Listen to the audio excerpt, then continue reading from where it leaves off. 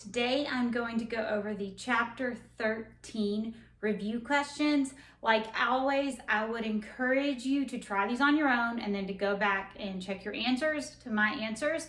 I am not going to go over the first question because that's just basic terms and definitions, and you can do that on your own. But question number 2 tells me it's a fill in the blank, and it's wanting to know what is the study of heat when we're studying heat that is like absorbed or released by different chemicals. And this is a type of chemistry that we're studying in this chapter called thermochemistry. I tell my students to try to remember the name thermochemistry because thermo in the beginning kind of can remind you of a thermometer, and you use that to measure heat. Number 3 gives you a statement and it asks you to say what is wrong with the statement. And so the statement they give you in number 3 says that if there is no temperature change, there is no heat. And so you need to know what is heat. Well, heat is a change of energy either being absorbed or released. But heat can happen in 2 things. Yes, it can happen in a temperature change, but you can also have a heat transfer happen when you're having a phase change. For question number 4, it gives you a list of 3 units and it asks you which one of these would be an acceptable unit for measuring heat. And so our ways of measuring heat are calories and joules. And if you'll remember pascals from when we did gas laws, pascals actually measures pressure.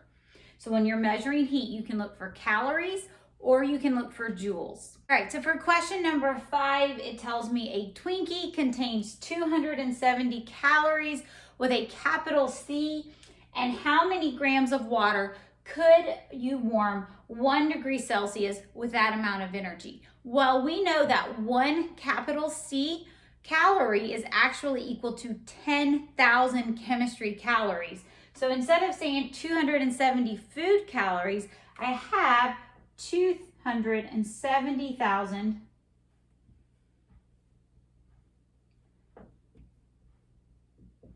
So I have 270,000 little c chemistry calories. And 1 chemistry calorie can raise 1 gram of water 1 degree Celsius. So the question asks, how many grams of water could it raise? Well, 270,000 calories can raise 270,000 grams of water 1 degree Celsius. Question number 6 gives you 3 specific heats for 3 substances. It gives you for glass, which is 0.840 joules per grams degrees Celsius. It gives it for you for solid magnesium, which is 1.020. And then it gives solid silver, which is 0.240 joules per grams degrees Celsius. It then tells me you go on, do you have a sample of each of these compounds or each of these elements, and each sample has the same mass. It is starting at the same temperature, and you're adding the same heat into the sample. And so the question is asking you which one is going to be the warmest after you've added the heat to it, and which element is going to be the coolest. Now, if you'll remember, the higher the specific heat, the lower the temperature change. So since magnesium has the highest specific heat, temperature is gonna raise the least, so at the end, this will be the coolest. Silver has the lowest specific heat. It will have the highest temperature change. So after you've added the heat to the sample, this will be the warmest. Question 7 gives you a list of 6 units, and it asks you to label specific heat and heat capacity. And so for specific heat is the amount of heat it takes to raise 1 gram of an object 1 degree Celsius. So specific heat includes grams in its units. So this one is specific heat. And the other part of the question, it asks for heat capacity. And so heat capacity is very similar to specific heat, except it's not for per gram of an object, it's for the entire object. So for example, if you have a coffee cup that you drink coffee out of every morning, that whole cup can have a heat capacity for the entire cup, like the amount of heat that goes into the cup. Now that's not based on the weight or the mass of the cup. So when we're talking about heat capacity, it's very similar to specific heat, but it doesn't have the grams in it. So this one is heat capacity. So question 8 tells you you have a 2.5 kilogram sample of copper, and it is at 24.1 degrees Celsius. And it's actually experiencing a change in its temperature to 19.7 degrees Celsius. And so the question wants to know specifically how much energy is involved, and then did copper gain or lose heat in this experiment. And so we can use the Q equals MC delta T and our change in temperature equation. You just have to make sure your units are correct when you put the information in. And the part about did copper gain or lose energy, well, if copper is going from 24.1 degrees Celsius and it's going down to 19.7 degrees Celsius, its temperature is actually dropping. And so copper in this case is losing energy. So let's find out the parts for Q equals MC delta T. So I'm going to want to use Q equals MC delta T to calculate the heat or the energy that is involved. When it asks for the energy involved, it's asking for Q. So I need to know my mass, which is in kilograms, and I need to put it in grams for M. So you can do that really fast. And then for C, they actually give you C in the equation. And for delta T, we need to calculate. Final temperature is 19.7, and so you're going to take 19.7 and you're going to subtract 24.1. And your answer is negative 4.4 degrees Celsius. And a lot of people forget when we're doing significant figures, when we're subtracting or adding, we actually report to the precise place value. So for this, since we have a measurement in the tenths place value, and in the tenths place value here, we're going to report our measurement to the tenths place value. So it's a little bit different when you're adding, subtracting, or your significant figures. So you're going to take your negative 4.4 and you're going to put it in for T over here. So since we're solving for Q, and that's a measurement of heat or energy, we should end up with the units of either joules or calories. And so grams is going to cancel out with grams on the bottom there, and Celsius will cancel out. So you're going to be left with a joule, and that is a unit for heat. When you multiply this all the way through in your calculator, you get negative 4,200 joules. I'm only using two significant figures because I am multiplying, and so I'm going to report it to the least amount of significant figures that I had, which is 2, because I have 2 in the 2,500 grams and I have 2 in the temperature. And so you get a negative, and with a negative heat, like we talked about earlier, you're actually losing heat or losing energy. Number 9 says I have a 500 gram sample of water and it's in its liquid phase. So I know it's telling me it's in its liquid phase because that way I know I'm not actually changing, it's not having a phase change. So therefore I'm not going to be dealing with latent heat. But this sample of water is actually losing a lot of heat. Its initial temperature is 25 degrees Celsius, and it's asking me to find its final temperature. So what I'm going to use is I'm going to use, once again, my Q equals MC delta T. But I'm solving for the temperature. So let's see if we have everything. So I have my Q because it's telling me, but it's also telling me it's losing it. So I'm going to put that in as a negative joules. It tells me the mass of the water is 500 grams. Now you're not given C, but you should know or have written down on your note card that the specific heat for water is 4.184.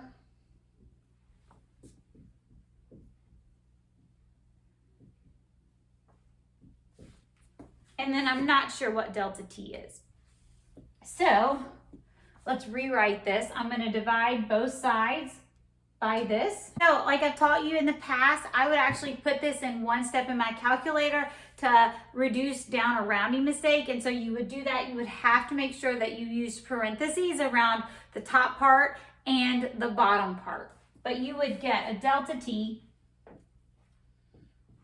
You would get a temperature difference of 2.816 degrees Celsius. Now the question's not asking for the temperature difference, it's asking for the temperature final, but we can calculate that because we know in this equation, we know delta T, and we know the initial temperature, so we can just solve for the final temperature. If I take my delta T as T final minus T initial, I've calculated that my delta T is 2.816 degrees Celsius. So I'm going to plug this in for that, leave T final as a variable, and I also know that my initial temperature is 25 degrees Celsius. So I'm going to solve, I'm going to add 25 to both sides. And you should get a final temperature of 22.2 degrees Celsius. Question 10 is another specific heat capacity question. This time though, I have an unknown sample of a metal, and I do know its mass is 175 grams, and I know that it's gaining 5.6 kilojoules of energy. That's actually a lot of energy. Its temperature is rising because it's gaining all this energy, and it's asking me to find the specific heat capacity of the metal. Well, in my formula, Q equals MC delta T, the specific heat capacity is the C. So for this equation, it's very similar to the past ones. We're just solving for a different variable than we have in the past. Q equals MC delta T. They actually give it to me, the Q, my heat in kilojoules. And so since specific heat capacity is in joules, I have to make sure my units are in the correct way when I put them in. So I need to put this in joules. So I'm going to move from kilo to joules. I move my decimal 3 times to the right. Mass, they tell me, is 175 grams. I'm solving for C. And delta T, I can actually calculate. For delta T, I'm just going to write TF instead of keep writing temperature final and TI for initial. So if I take the final temperature, which is 110.5 degrees Celsius, and subtract it from the initial temperature, I get a delta T of 86.2 degrees Celsius. And remember, when you're adding and subtracting with significant figures, you report to the least precise, and so that would be to the 10th decimal place. So I'm just going to take this delta T, and I'm going to plug it in right here.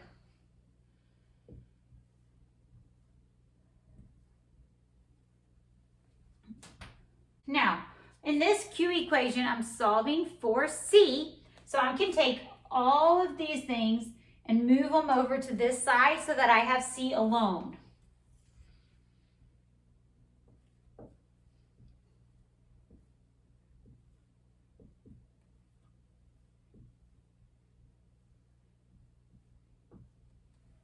So I'm just going to basically divide by 175, and that cancels out, and divide by 86.2.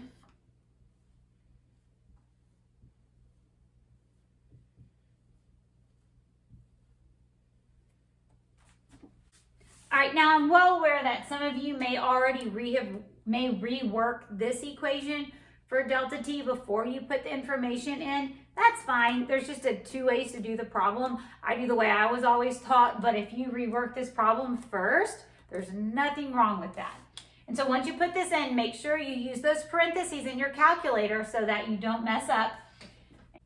I had a delta T there, but it should be a C. You should get 0.37 joules, grams, degrees Celsius. And we get the joules, grams, degrees Celsius from our equation. This is the specific heat of your unknown metal.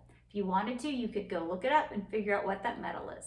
Question 11 asks you, why does a calorimeter need to be insulated? I don't actually have my calorimeter with me right now, but if you'll remember, a calorimeter kind of like a really good insulated coffee cup with the lid.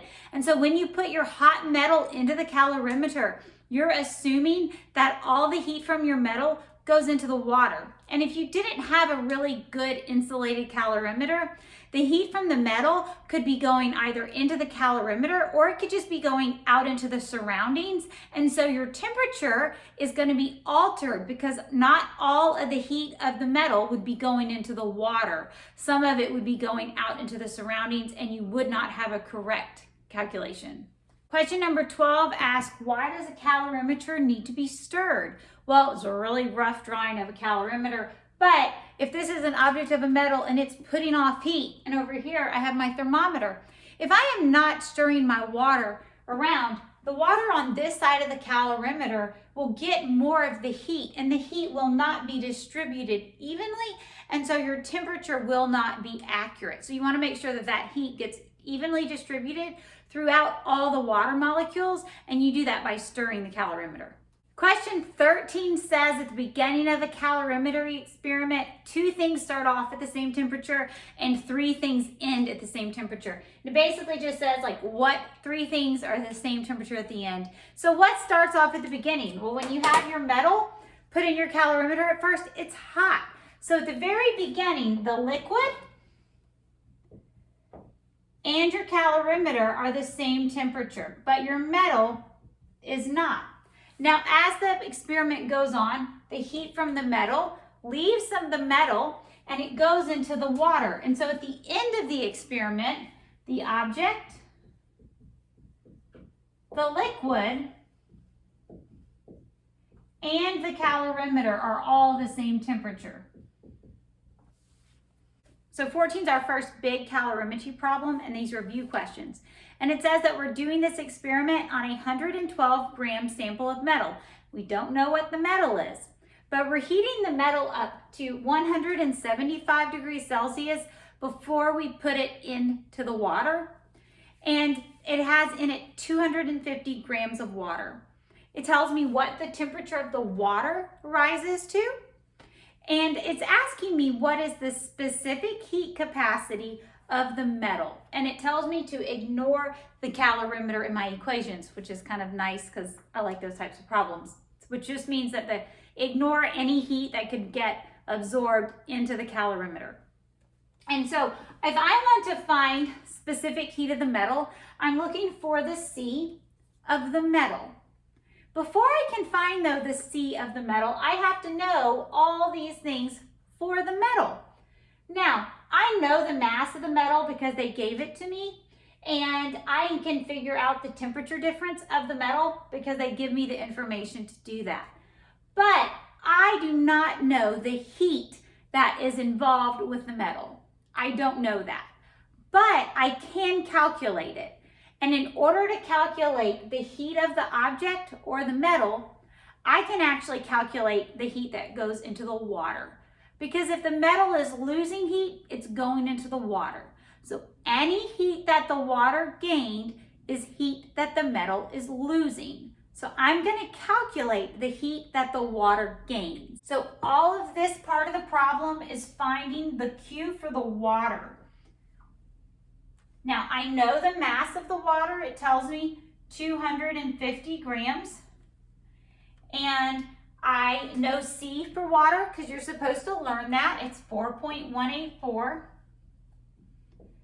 And I can calculate the temperature difference in the water. And if you would take delta T, the temperature difference is the final temperature difference minus the initial temperature difference. And so the final temperature is 31.7 minus 27.1. So delta T is, so the temperature difference for the water, I'm going to say 31.7 minus 27.1, and you get 4.6 degrees Celsius. So I'm going to put that down here, and I'm just going to multiply these 3 numbers until I calculate the heat that goes into the water. And sticking with 2 significant figures, you're going to get 4,800 joules. Now, I know that the heat that goes into the water, that's Q of the liquid. The opposite, or the opposite sign of that, is for the metal. So the water has a positive heat because it's gaining it, and so that is the exact same amount of heat that the metal has lost. So I'm going to come over here and I'm going to do Q equals MC delta T for the metal. But the Q is going to have an opposite sign. The mass of the metal is 112.1.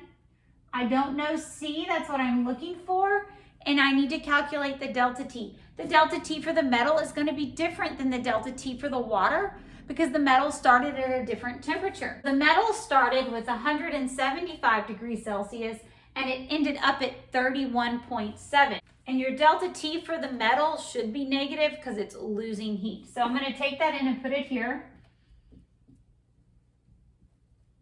Now to solve for C, I'm going to divide both sides by those numbers.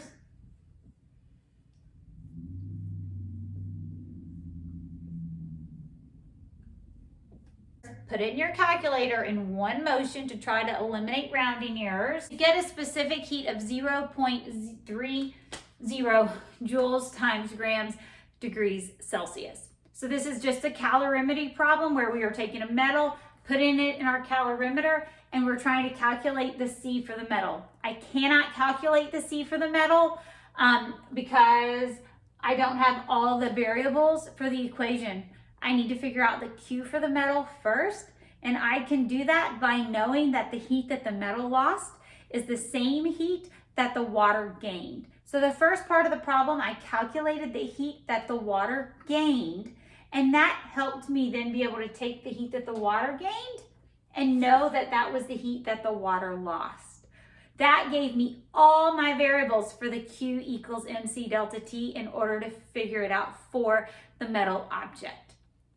Question number 15 is another calorimetry problem. The only thing is we're solving for a different variable of that Q equals MC delta T equation. But it tells me 145.1 gram sample of tin. So they specifically tell you the metal this time. And then it follows up with giving me the specific heat of the metal. And it tells me that it's heated to 150 degrees Celsius and dropped into a calorimeter with water in it. But we don't know the mass of the water in the calorimeter. And so it tells me though the temperature the water starts at 22.6 degrees Celsius and it ends at 30 degrees Celsius. And so it's asking you to find the mass of the water, and we're ignoring the calorimeter in this equation. So in order to find the mass of the water, I would actually want to do the Q equals MC delta T equation for water. So let's see if we have all that information. I do not know the mass, so that would be the variable you would be solving for. We do know C of water. You should know that by now. And they gave me the final and initial temperature so I could calculate that. But I do not know the heat that goes into the water. Now I also know if I don't know the heat that goes into the water, I can calculate the heat that leaves the metal, because the heat that leaves the metal is the same amount of heat that goes into the water. So let's see if we can calculate the heat that leaves the metal. We know the mass of the metal, I know the specific heat of the metal, and I can calculate the delta T of the metal. So we're gonna find everything first for the metal. So let's calculate delta T of the metal.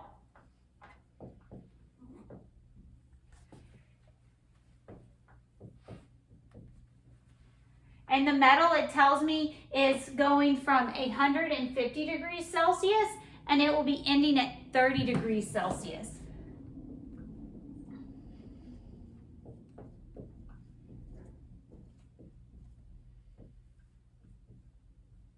You get a negative temperature for the delta T. The metal is losing heat. So now we're going to take all this and solve for the heat of the metal. So Q equals, and I know MC delta T. I know the mass of the metal tells me 145.1. I know C for the metal.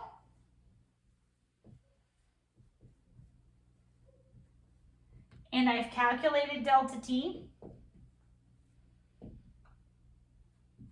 So you're just going to multiply all that across and you'll get the Q for the metal. You should end up with a Q for the metal as a negative 3,660 joules. It's going to be negative because the metal is losing heat. You have three significant figures because we have three significant figures in our data. Now, we know how much heat the metal is losing. So I now know how much heat the water is gaining. If the metal is losing this much heat, the water is just going to be the opposite of that because it's gaining the heat.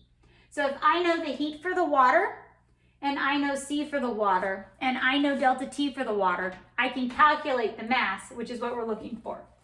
So I'm going to come over here, and I'm going to do all this for the water. So the delta T for the water is, it ends up at 30 degrees. It starts at 22.6. The delta T for the water is 7.4 degrees Celsius. And I would encourage you to stop and try this on your own at this point. All right, but the Q is the opposite of what we found for the object. So the water is gaining 3,660 joules. And I don't know mass. I know C is 4.184. And I know delta T is 7.4. All right, so Q equals MC delta T. I know Q is the opposite of the Q for the object. I don't know mass because I'm looking for the mass. I do know C for water. It's 4.184. If you haven't learned it yet, you probably should. And 7.4 is my temperature change. I've dropped my units. I know that's a little lazy, but we're going to divide both sides by these numbers. Put this in your calculator, one motion. Make sure you use those parentheses. You should get a mass of water of 120 grams. Question number 16 tells us that an object has a heat capacity of 16.7 joules degrees Celsius. Heat capacity is different than specific heat capacity. Heat capacity is for an entire object, not per gram. And it wants to know how much heat must it absorb to increase its temperature 5 degrees Celsius. Well, we can use our same heat equation that we use when we've talked about specific heat capacity, except when we're talking about heat capacity, that we're not using mass. So we're just going to take the Q equals MC delta T, and we're going to take the mass out because the mass of the object does not matter. And so it's just going to be 16.7 times 5. And degrees Celsius will cancel out, and you'll be left with a Q in joules. And you're left with 84 joules. Question number 17 is another calorimetry experiment, except for this experiment, we cannot ignore the calorimeter because they give us a specific heat of the calorimeter. So the question tells you a metal object that has a mass of 315 grams is heated to 317 degrees Celsius. And then it's dropped into a calorimeter, and then it goes on to tell you the calorimeter has a heat capacity of 1,300 joules per degree Celsius. The calorimeter in it has 500 grams of water. And then we're told our initial temperature and the final temperature of the water. And it wants you to know by the end of the experiment, or it wants us to calculate the specific heat of the metal. So this is very similar to the ones that we just did. We just cannot ignore the calorimeter.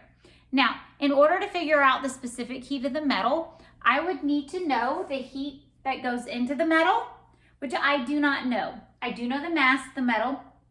I'm looking for C, and I can calculate delta T, but I do not know the Q of the metal. Now, I can actually determine the Q of the water, though. If I figure out how much heat went into the water, I can figure out how much heat left the metal. But this one's a little different because we have the calorimeter. So we also have to calculate the heat that went into the calorimeter and that heat that went into the water. And with both of those, the heat of the water and the heat of the calorimeter, I can then calculate the Q of the metal. Once I know my Q of my metal, I can go through this whole equation for everything for the metal to find the specific heat capacity of the metal. But I have to do it first for the water and for the calorimeter. It's kind of like working backwards. So let's start first with the specific heat of the calorimeter. I need to know how much heat goes into the calorimeter. If you'll remember in question number 13, we talked about how the liquid and the calorimeter are the same temperature in the beginning, and the liquid and the calorimeter are the same temperature in the end. And so to calculate delta T for the calorimeter, I can use the information that they gave me for the liquid. And so the liquid for the final is 31.5 and the initial is 25.6. So I'm going to say 31.5 minus 25.6. So you're going to have a delta T of the calorimeter of 5.9 degrees Celsius. So now I can take all this into my Q equation to calculate the heat. And if you'll remember, we just talked about when I have heat capacity, which is different than specific heat capacity, I'm not using mass because mass is not matter. The calorimeter, it's not an amount of heat absorbed per gram of the calorimeter, it's for the entire calorimeter. And so I'm going to calculate Q, and they tell me the C is 1,300 joules, and I know delta T now is 5.96. So I'm just going to multiply those together. 5.9 degrees Celsius. And so when you multiply that, you get the heat that goes into the calorimeter. And that Q is 7,700 joules. Now the next step, I'm going to calculate the Q that goes into the water. And I would encourage you, as always, to try this by yourself at first. I actually don't have to calculate delta T for the water, because if you remember, delta T for the water and delta T for the calorimeter are the same.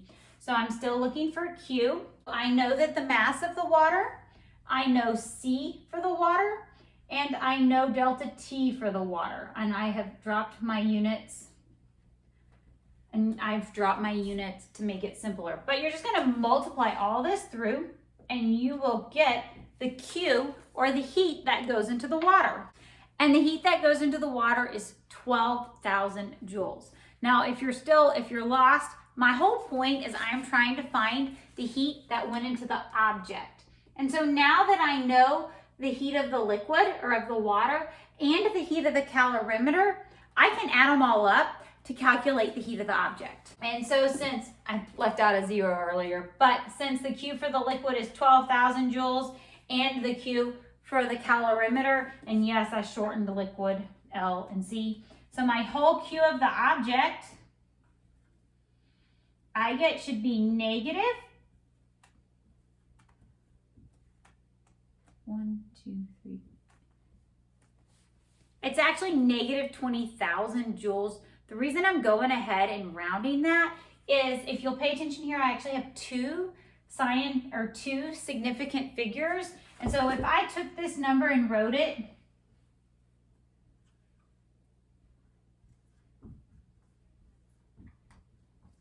technically it should be negative 2.0 times 10 to the 4th joules, so that my answer sticks with the correct number of significant figures. So now that is the Q for the object, which is not what I'm trying to calculate, but now I have all the information that I can calculate C for the object.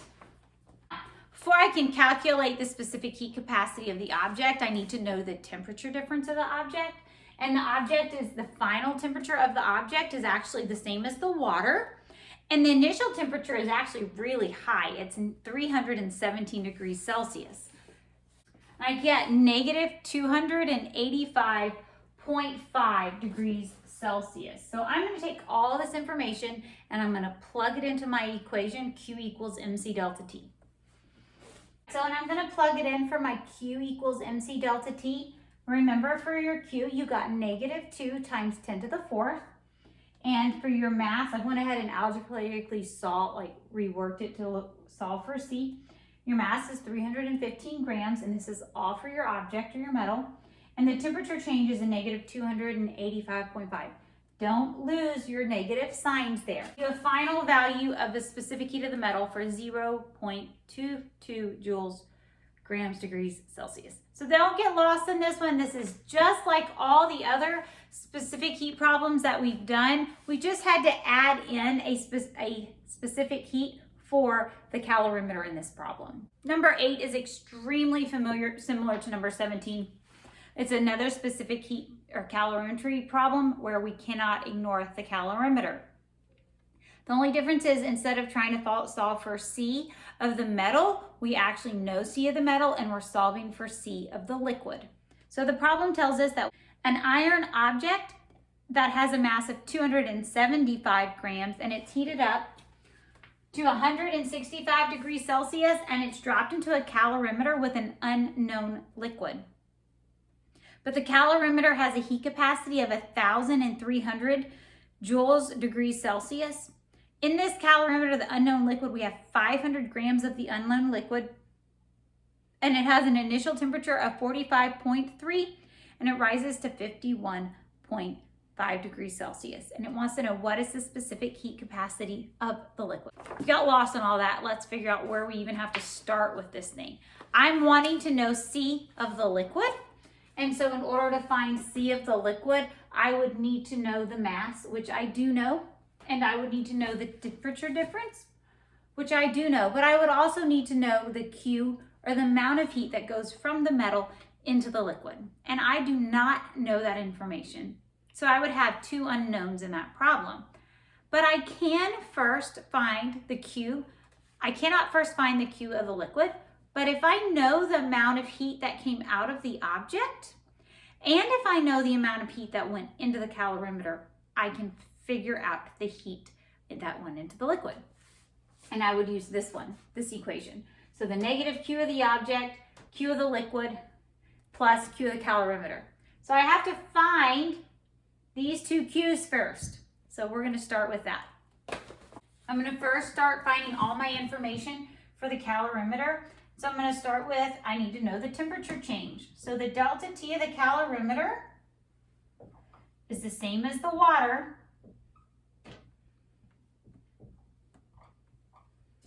It would be 51.5 minus the initial of 45.3 degrees Celsius. And so that actually is going to give you a delta T of 6.2 degrees Celsius. So I think now I have everything that I can solve for Q of the calorimeter. So I don't have Q. And I don't have mass because this isn't specific heat capacity. This is just heat capacity, which means for the whole calorimeter, not per mass. And they tell me it's 1,300 joules degrees Celsius. It must be the same one that we've used last time, the same calorimeter. And I'm going to multiply it by delta T, which is 6.2 degrees Celsius. Celsius cancels out, and you're left with Q. So I'm left with the heat that goes into the calorimeter of 8,100 joules. All right, so the next step, I'm going to figure it out for the object. I know in the last problem I solved it for the liquid first, but this time I'm doing it opposite because they asked for something different. So I'm going to do it for the object. So I first have to figure out delta T of the object. In delta T of the object has a final temperature of, like everything else has a final temperature of 51.5 degrees Celsius, but they tell me that the object is heated to an initial temperature of 165. So I have a different delta T for this, and it's negative 113.5 degrees Celsius. The object is losing heat, so it ought to be negative. So now I'm going to take everything I have for this object, this metal object, and I'm going to calculate the heat that it released. So if I say Q equals MC delta T, I'm looking for the mass of the objects, which is 275 grams. The C that they give me times the temperature difference.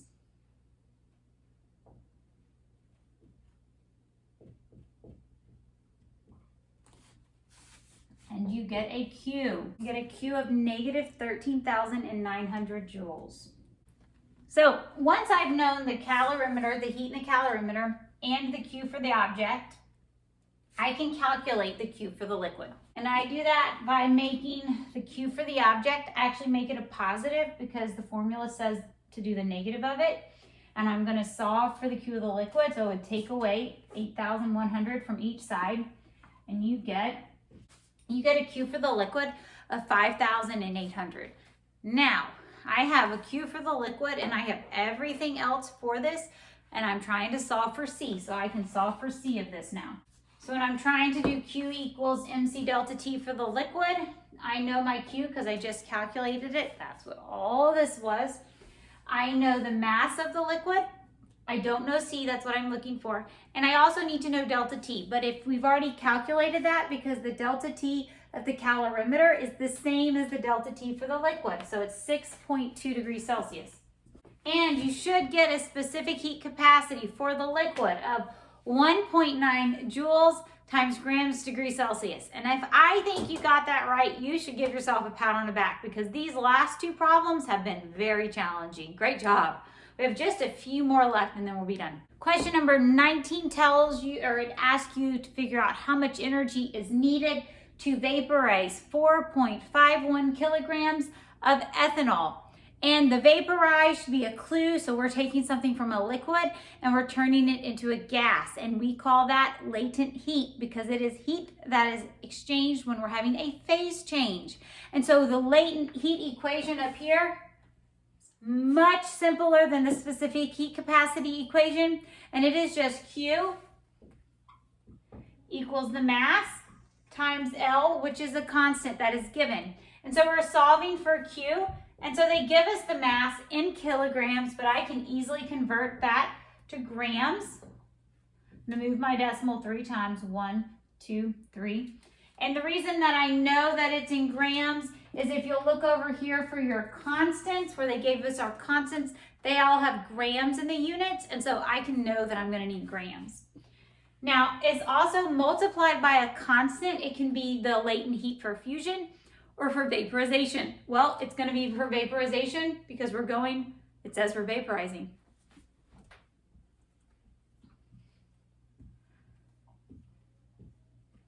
When you do this, this is grams, so grams will cancel out, and you're gonna be left with an answer in joules. And you get 3,780,000 joules to vaporize ethanol. So question number 20 is our last big math problem for this review, which makes me really excited. But we have a 136 gram ice cube. It's a pretty big ice cube. And it's at negative 15 degrees Celsius. We're going to be actually heating this ice cube up until it's a liquid temperature of 50 degrees Celsius. And the question wants to know how much energy goes into this to heat it up. Well, there's actually 3 parts to this equation. All these have so many parts. So we're gonna do this in 3 steps. The first part is when we're going from 15 degrees Celsius to 0 degrees Celsius. There's no phase change going on. We're just heating the water up, or the ice cube up. And then we have the part where we are actually melting the ice cube, and that is happening at 0 degrees Celsius. And so that's a phase change. So that's gonna be latent heat equation. And then the next part we're heating the water up from the 0 degrees Celsius from when it melted to the 50 degrees Celsius. And so we have 3 parts. So the first part, we don't have a phase change, so we're going to use the specific heat equation. And that is, as you know, Q equals MC delta T.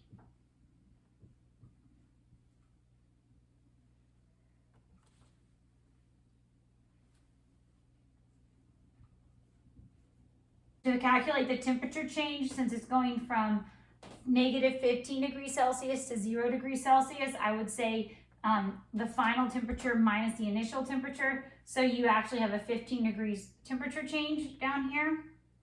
I'm gonna multiply that by 15. Let's multiply. Getting messy, I'm tired today. All right, and so you're gonna multiply all this through in one swoop into your calculator, and you're gonna get a Q. You're gonna get a Q of 4,270 joules. And so this is the heat for that first bit of raising the temperature of the water.